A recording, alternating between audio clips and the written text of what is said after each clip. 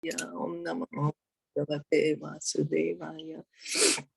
Narayanam Namaskritya Naram Chaiva Narottamam Devim Saraswatim Vyasam Tato Jayam Udirayet Nashta Prayeshu Abhadreshu Nityam Bhagavata Sevaya Bhagavate Uttama Shloke Bhaktir Bhavati Naishtiki Om Agyana Timirandasya Gyananjana Shalakaya Chakshurunmilitam Yena Tasmai Shri Guruve Namaha Sri Caitanya Manobhistam Stapitam Yena Bhutale Swayam Rupa Kadamayam Dadati Swapadantikam Vandeham Shri Guru Shri Yuta Padakamalam Shri Gurun Vaishnavamscha Shri Rupam Sagrajatam Sahagana Raghunathan Vitam Tam Sajivam Sadvaitam Savadutam Parijana Sahitam Krishna Chaitanya Devam Shri Radha Krishna Padan Sahagana Lalita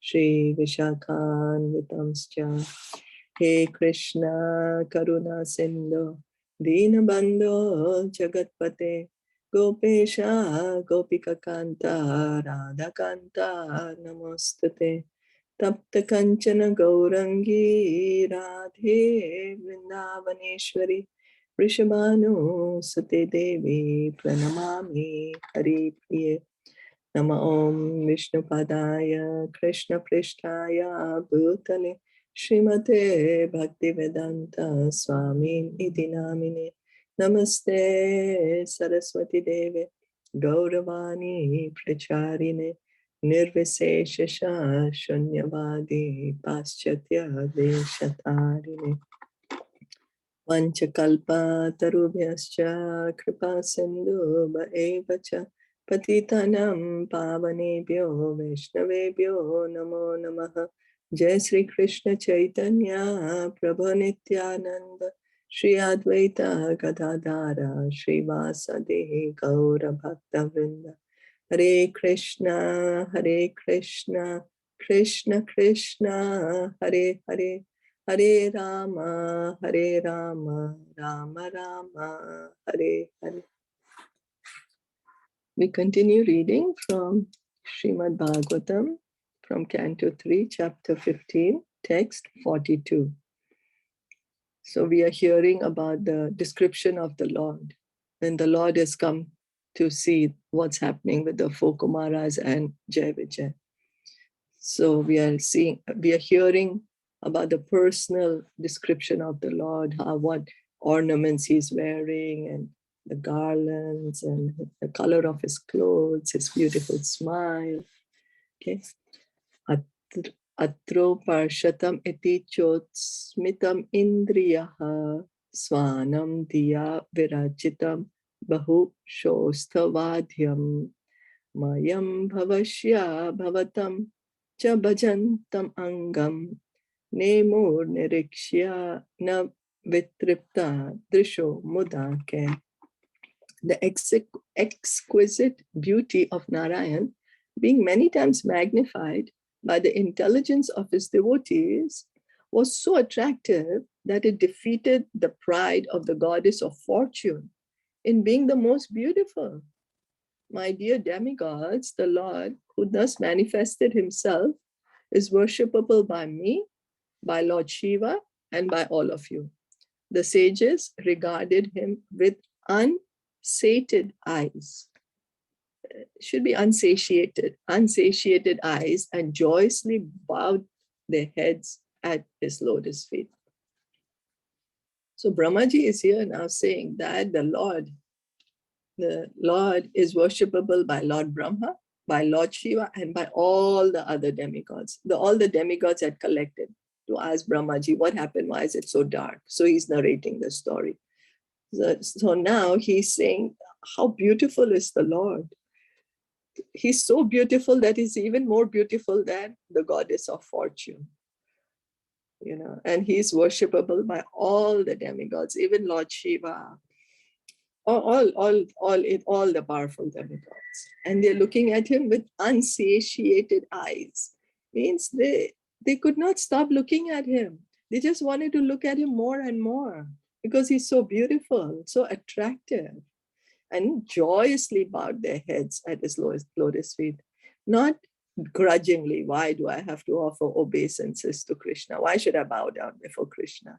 Here the four Kumaras joyously wanted to bow down their heads to the Lord because he's so wonderful. He has such magnanimous qualities. He's so amazing that the devotees automatically want to bow their heads down in front of him. You know, when we see a great personality, then we automatically want to surrender to that person. And the greatest personality is Krishna. Krishna. So the beauty of the Lord was so enchanting that it could not be sufficiently described. It could not be sufficiently described. He's so beautiful that there are not words enough to describe the beauty of the Lord. The goddess of fortune is supposed to be the most beautiful sight within the spiritual and material creations of the Lord. She has a sense of being the most beautiful, yet her beauty was defeated when the Lord appeared. In other words, the beauty of the goddess of fortune is secondary in the presence of the Lord. In the presence of the Lord. So we have seen so many beautiful things here in the material world. We have seen many beautiful personalities also. And we are really attracted to them. Oh, this person is so beautiful, looks so beautiful. And then they are very popular. Many people want to know about them, what they're doing, follow them on Instagram. But the most beautiful is the Supreme Lord. He's so beautiful that even we do not have words to describe his beauty. In the words of Vaishnava poets, it is said that the Lord's beauty is so enchanting that it defeats hundreds of thousands of cupids. He is therefore called Madan Mohan. Krishna, he's called Madan Mohan because Cupid is this, Madan. Cupid, because he's very attractive, very enchanting. But Krishna is so beautiful. He's so enchanting, his beauty, that it defeats hundreds and thousands of cupids. Everybody's enchanted by Cupid, no? In this material world, we are all enamored by Cupid, romance, all right? But Krishna is so beautiful. He can enchant all the cupids, Madan Mohan. It is also described that the Lord sometimes becomes mad after the beauty of Radharani. He is becoming mad after the beauty of Radharani. So that's why she's called Madan Mohan Mohini, the one who can attract the Madan Mohan. That's why she's called Madan Mohan Mohini. Poets describe that under those circumstances, although Lord Krishna is Madan Mohan, he becomes Madan Daha, or enchanted by the beauty of Radharani. Actually, the Lord's beauty is super excellent, surpassing even the beauty of Lakshmi in Vaikunta. The devotees of the Lord in the Vaikunta planets want to see the Lord as the most beautiful. But the devotees in Gokul or Krishna Loka want to see Radharani as more beautiful than Krishna. The adjustment is that the Lord, being Bhaktavatsal, or one who wants to please his devotees, assumes such features so that devotees like Lord Brahma, Lord Shiva, and other demigods may be pleased. Here also, for the devotee sages, the Kumaras, the Lord appeared in his most beautiful feature, and they continued to see him without satiation and wanted to continue seeing him more and more. So Krishna is Bhaktavatsal, always fulfilling the desires of his devotees. Whatever the devotee wants, Krishna obliges. He's so loving. So the devotees in Vaikunta, they want to see Narayan as the most beautiful. So Narayan assumes a more beautiful form than Lakshmi Devi. So he's the most beautiful, and all the demigods want to look at him that way. Lord Brahma, Lord Shiva, all the demigods. There's so many. Ganesh, Parvati ji, there's so many. They all want to look at Lord Narayan as the most beautiful in Vaikunta. But what's the mood in Krishna Lok, Golok, where Shyam Sundar Krishna lives? The mood is the devotees want to see Radharani as the most beautiful. And Krishna is like, yeah, sure. Whatever you want, my dear devotees. You want to see Radharani as the most beautiful? Then Radharani is more beautiful than Krishna in Golok Vrindavan. And that is the beauty of Krishna, his heart. He's so amazing. He's not saying, no, I should be the most beautiful. Why you want to see Radharani as more beautiful? If it was us, we will say, why you don't want to see me as more beautiful? And Krishna is like, whatever you want, whatever pleases you, my dear devotees. Any comments or questions?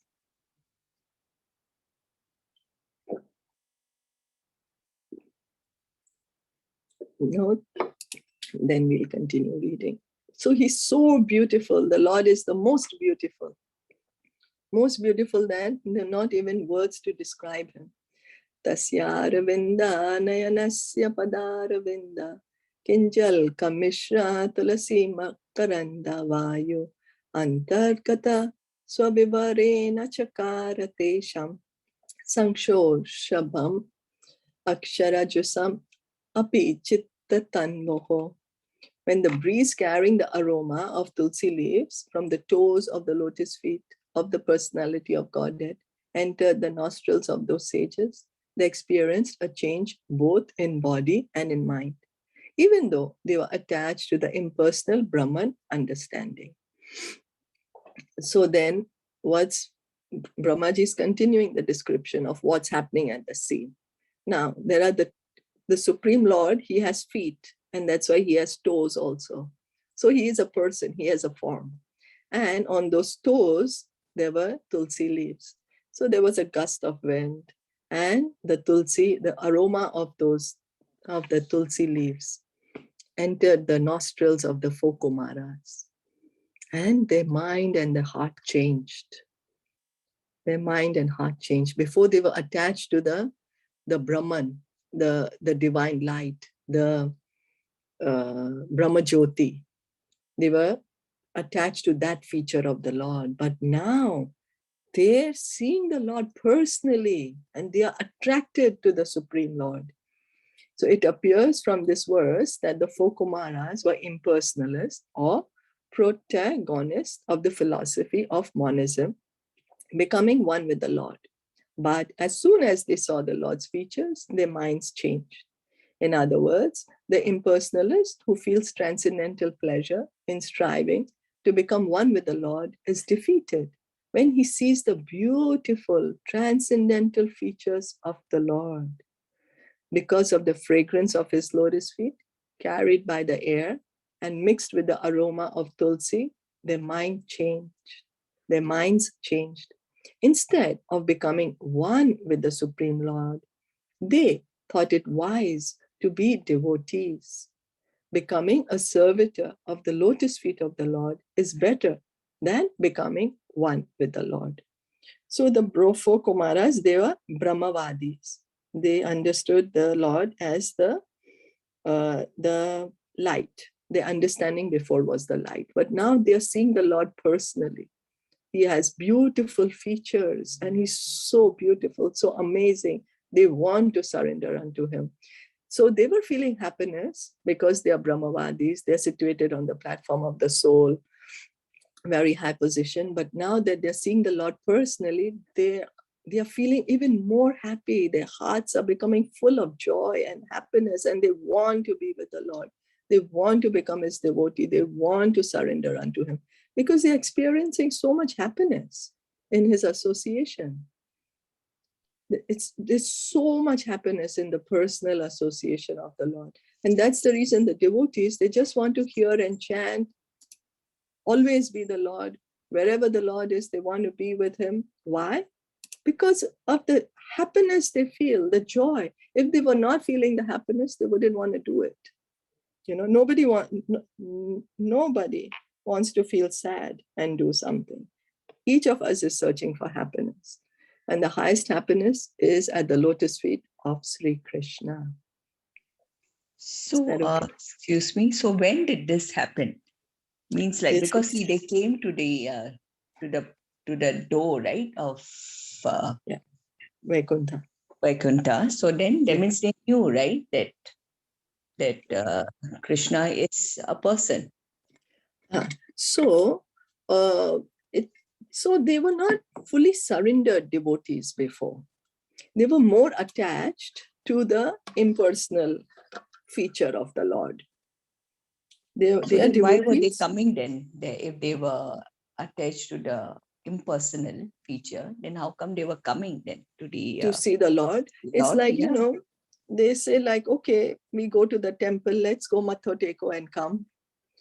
You know, we just go, oh, let's just go see darshan of the Lord and come. But they did not have that attachment as yet to the Lord. But now when they're personally seeing the Lord, the attachment has happened. I had asked the same question. And so the devotees replied, they were Brahmavadis, very attached to the being in the Brahman. But, you know, they were like, okay, we have heard, let's go see the Vaikunta. And they were qualified. That's why they could enter the Vaikunta, because of their purity. Right. You know, so they were qualified to go up to there. And so then, but they were not yet so attached to this personal form of the Lord. They were still attached. And why is this pastime also happening? Is to show us that being attached to the Brahman feature of the Lord, there is happiness. Of course, there's unimaginable happiness, because in the material world, we cannot experience that happiness. After all, it's on the liberated platform, on the platform of the soul, you know, so there is happiness.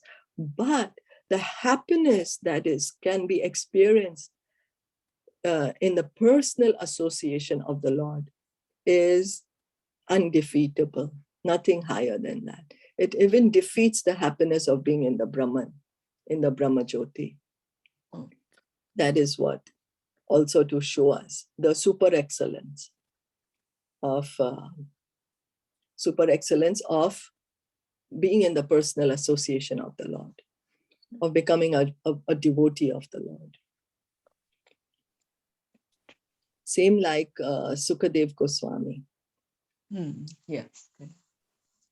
Sukadev Goswami was attached to the impersonal feature of the Lord. Right. But when he heard Bhagavatam, then he got attached to the Supreme Lord. So these are very pure devotees actually, but they are just being Krishna, through his pure devotees, teaches us for our understanding. So if a person thinks that, you know, the Lord is a light, so then it's okay. It's a preliminary stage, right? It's a preliminary stage, yes. It's not wrong. But it's not wrong. It's not wrong. It's not wrong. Not at all. It's preliminary stage. But to think that I am God, that is wrong. To think that right now I'm in this material body, but after I give up this body, then even I will become that, the Supreme Brahman. That is wrong. But to understand that God is light is like, preliminary feature. As we give the example of the train, somebody's thinking that the train is light. They didn't wait enough to see what else is there. So, that it's there. It's not wrong. One of the features, and another feature is Paramatma. Yeah, there are three. That's a higher understanding. There are three realization, right? Yeah. And then Bhagwan. Yeah. Brahmatmeti, Paramatmeti, Bhagwaneti, Shabdayate. Yeah. I just wanted to say something regarding this. I heard a class of Prashant Mukund Prabhu, and he said that there were 7 doors. In the Vaikunta, there are 7 doors. So why the Kumaras were able to cross the 6 doors? Because the 6 doors were of the anarthas, like ahankar, all the anarthas that we have, greed, lust, greed, angry, and all those. So they were not stopped there, because it is an automatic system. If you don't have anger in yourself, then you cross the gate. If you don't have greed in your self, then you cross the gate. So they were able to cross all the 6 gates. But why they were stopped by Jay and Vijay? Because they were the Brahmavadis, as you mentioned. They believed in, because otherwise they wouldn't have stopped them. There is a system that is already assigned so that the people cannot be stopped. So they were stopped because they were the Brahmavadis. That's what he explained in the... Not yet attached to the not personal attached to the feature of personal. the Lord. Yes, because they were Brahmavadi. Yeah. So that's why they were stopped by Jay and Vijay. Otherwise, there was no reason, because they were not stopped on the 6 gates. So why they were not stopped on the 6 gates? Somebody can ask that question. And then he said, because they had come over all the anarthas. They were pure in the anartha sense, but they were not they were not connected to the God, the personal feature of God. That's why they were stopped on the 7th gate. So makes sense. Yeah. Right. Thank you. Yeah, thank you. Nice Hare explanation. Krishna. So then reading on. Deva amushya vadana sita padmakosham udviksha sundarata taradhara kundahasam labdha shisha punar avekshya tadiyam angiri dvandvam nakharuna manishrayanam nidadyuhu. The Lord's beautiful face appeared to them like the inside of a blue lotus, and the Lord's smile appeared to be a blossoming jasmine flower. After seeing the face of the Lord, the sages were fully satisfied, and when they wanted to see him further, they looked upon the nails of his lotus feet, which resembled rubies. Thus, they viewed the Lord's transcendental body again and again, and so they finally achieved meditation on the Lord's personal feature. So here, they can't just get enough of looking at the beauty of the Lord. So here, they always try to, because in the material world, we cannot understand spiritual, no? And try to understand the Lord's beauty. So in our experience, the lotus is the most beautiful, the most softest. So that's why that comparison is always given. Or the face appeared like an inside of a blue lotus, and the smile like a blossoming jasmine flower. Actually cannot compare, but just for us to have some understanding. Oh my God, so beautiful, so beautiful. And they were fully satisfied after they saw the Lord, fully satisfied. And they are appreciating the nails of the lotus feet. Here we go for pedicure, we paint, we need to clean them up, put paint so they look a little presentable. But Krishna, he doesn't need to do all that. His nails are naturally beautiful, resemble rubies. They resemble rubies, and they are viewing it again and again. We put makeup, we put, I don't know how many layers of makeup to look beautiful. But Krishna's face, already so beautiful, like a lotus flower. Then we'll put lipstick if we are women, to smile, to look good. Here Krishna has a beautiful, beautiful smile. So they achieved meditation, finally achieved meditation on the Lord's personal feature. Now they got attached to the personal feature of the Lord, instead of just taking the Lord as the light. Now looking at them, they're like, why should we think only of his light portion? Where is the reciprocation? You can't see any beauty in the light. Sure, you're feeling happy, you feel peaceful. Om Shanti Shanti. Yeah, fine, good. But where's the reciprocation? So now they are getting that. Is there any other comments?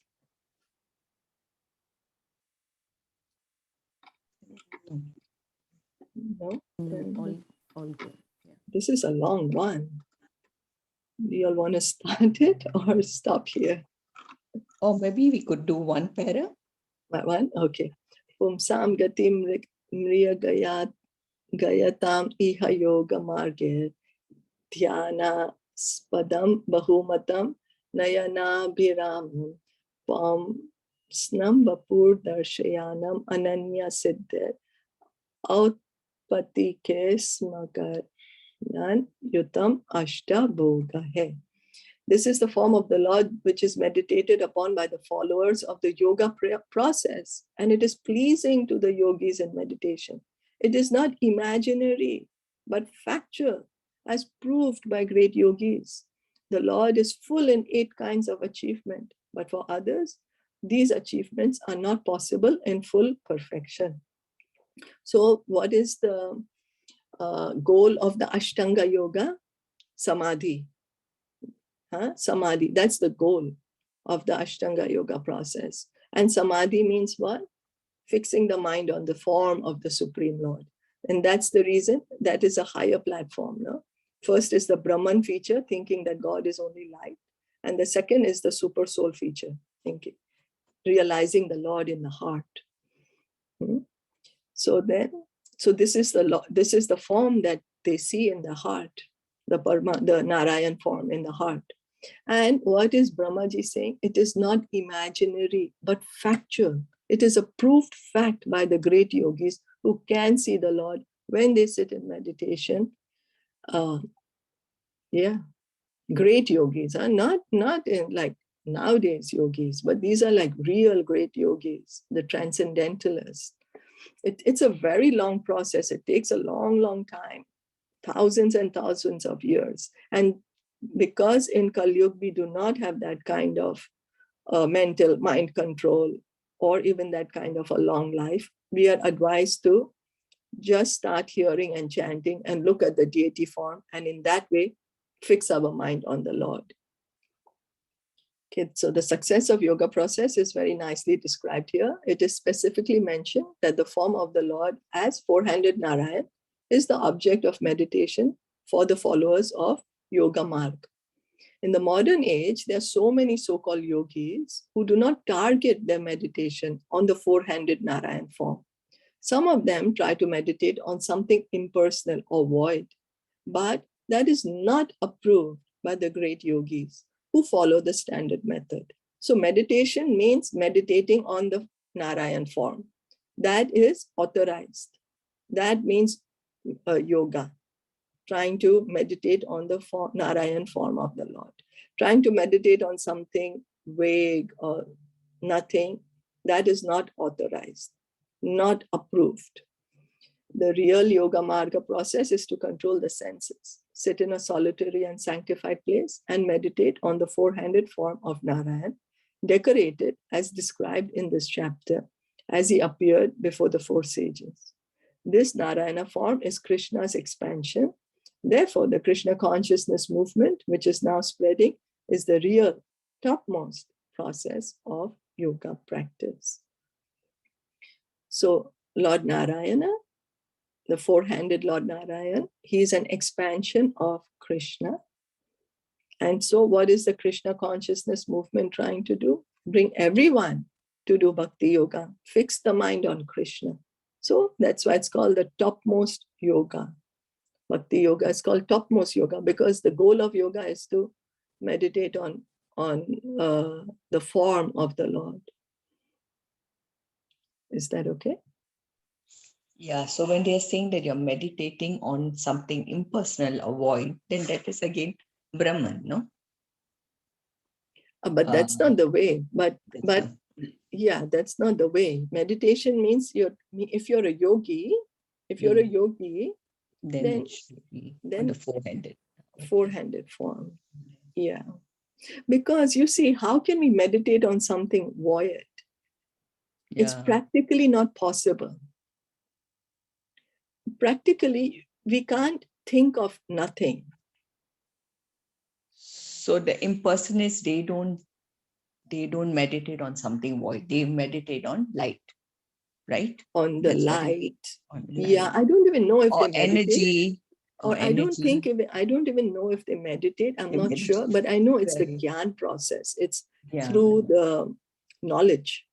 They want to get the knowledge of the difference between matter and spirit, and then controlling the senses of course, controlling the mind. So then and it's so this, meditating, right? Also. no? No. Yeah, but you know what? The true, but you know, the true impersonal process, barely anyone is following now.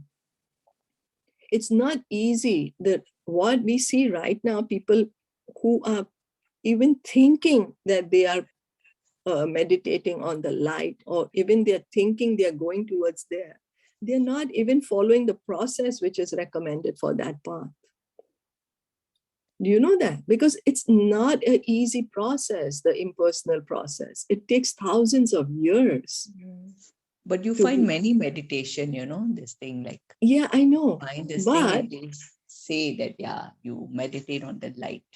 But does it guarantee them that they're going to go? You know, you see, does it guarantee them that they're going to go to the light after they give up this body? No. That is the thing, right? Is it that they're really, really following the process that is recommended, or they're just thinking and doing something else? You know, that's why authority is very important. Okay, even if you're an impersonalist, follow the authority of the impersonalism. Follow the scriptures, no? Read. And then follow the scriptures, because the scriptures is where all the true knowledge is given. So, because the impersonalist is actually very high stage, you know, very high. Not many people are on that platform, the Brahmavadi platform. We just heard 4 Kumaras. You know, and it takes, Krishna says that those who are in knowledge, after thousands and thousands of birth, what point they are going to come at? That Vasudevam Sarvam Iti, that Krishna is the Supreme Lord. That is the goal, actually. So even people who are meditating on something light or some energy or something, are they doing it the correct way? Do they have the correct understanding that this is the Lord, this is the feature of the Lord, and by my process, I'm going to reach there for sure? You know, many people, they follow like chakras. Chakras are there. Yeah, chakra. We have this, I think, 6 chakras in the body, and how to you know, open up the chakra. That's again the yogic process. Yeah, that is the yogic process, that we open up all the chakras and the life air. The yogi, then he brings the life air up to the head. So he wants to leave, when the soul leaves, he wants to leave it from the head. Right. Like that. So then he can go up to the higher planets. But then it's so tedious, no? Very tedious, very difficult to do. Very, very difficult. And in this age of Kali, it is almost impossible to do it correctly. It's impossible to do these things correctly in this age of Kali. Almost impossible. You know? And imagine, we do all this chakra thing, all that, but where is it going to take us? Still in the material world. On a higher planet, yes, for sure, but still within the material world.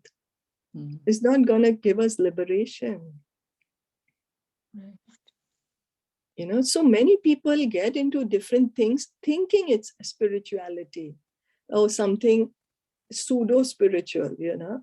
But is it really spiritual? Is it really concerning the soul, the relation, the position of the soul, the relationship of the soul with the Lord? You know? Yeah, it's become very like commercial, you know, many times I find. Exactly. Yes, commercial. Yes. And then propaganda. Join my group. Join my group. There's so much propaganda everywhere. Right. You know, I'm the correct one. I'm the correct. Join this. But what are you teaching? Are you teaching that you can go back to Godhead, get liberation from this material world? You know? So yeah, it's true. You know, I agree that and in fact, so many innocent people's faith is being misguided in this way. And that's why many people say, I don't want to do, I cannot understand what is the truth. Everybody's telling me come in different ways. I don't know what to do. I'm not going to do anything. But if we still have that sincere desire that I want to understand the truth, although there is too many confusion things happening here, somebody pulling me in this direction, somebody pulling me in that direction, we just need to have that sincere desire to understand the truth. Krishna makes all arrangements. And then they say like there are three things that you can, you can get the proof, and which is the same, the teaching, like the sadhu, guru, and shastra. Yeah. They all should be the same, say the same things. Yeah. What the sadhu is saying, is it mentioned in the shastra? So you have the proof. Yeah. So it's, we have to follow that always. Thank you. Sadhu, guru, and shastra. So, and then also shastra, the revealed shastras. The revealed shastras. So some people are interpreting. So the desire to understand the truth also has to be there. What is the truth actually? Who is the truth? And the truth will reveal himself. Krishna will reveal himself. Yeah, but sadhu, guru, and shastra test for us. Is it I'm on the correct path or no?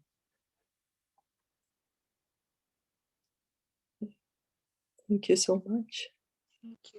Thank you. So we'll end here for today. Srimad Bhagavatam ki jai, Srila Prabhupada ki jai, Gaur Premanande, Hari Bol, Hare Krishna. Hare Krishna.